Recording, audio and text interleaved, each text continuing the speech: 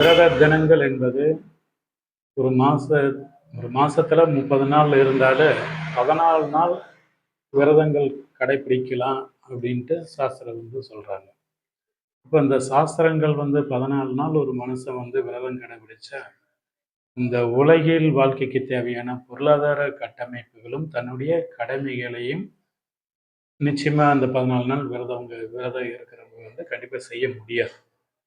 ஆனா அவரவர் ஜாதகத்துக்கு நடப்பு திசைகளும் அவர்களுடைய கர்மா என்ன கர்மாக்கள் கழிக்க இந்த பூமியில் பிறந்தார்களோ அதுக்கு தகுந்தாற்போல் ஒரு விரத முறைகளை மேற்கொண்டால் அவர்களுடைய வாழ்க்கையில் சகல சுபேட்சணங்கள் அடையலாம்.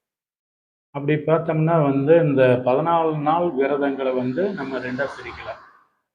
உடல் சார்ந்த உலகியல் வாழ்க்கைக்கு பிறப்பிலிருந்து இறப்பு வரைக்கும் பொருளாதார ரீதியான கட்டமைப்புகளை தன்னுடைய உடல் சார்ந்த சுப யோக பாக்கியங்களுக்காக விரதங்கள் கடைபிடிப்பது மொத்தம் 7 நாள். உயிர் சார்ந்த ஒரு விரதங்கள் என்பது 7 நாள் ஆகும்.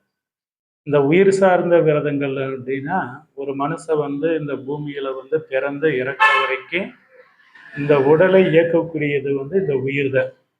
அப்போ இந்த உயிருக்கு சந்தோஷம் அப்படிங்கிறது என்னன்னு பார்த்துட்டிங்கன்னா ஒரு மன நிம்மதி இருந்தால் தான் அந்த உயிர் சந்தோஷமா இந்த உடம்புல இருக்கு.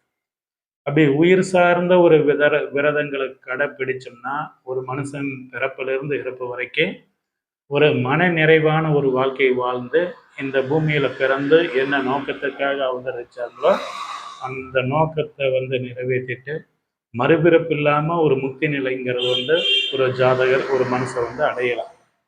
அப்படி கடைபிடிக்கிறது அதுல விரதங்கள் உயிர் சார்ந்த விரதம்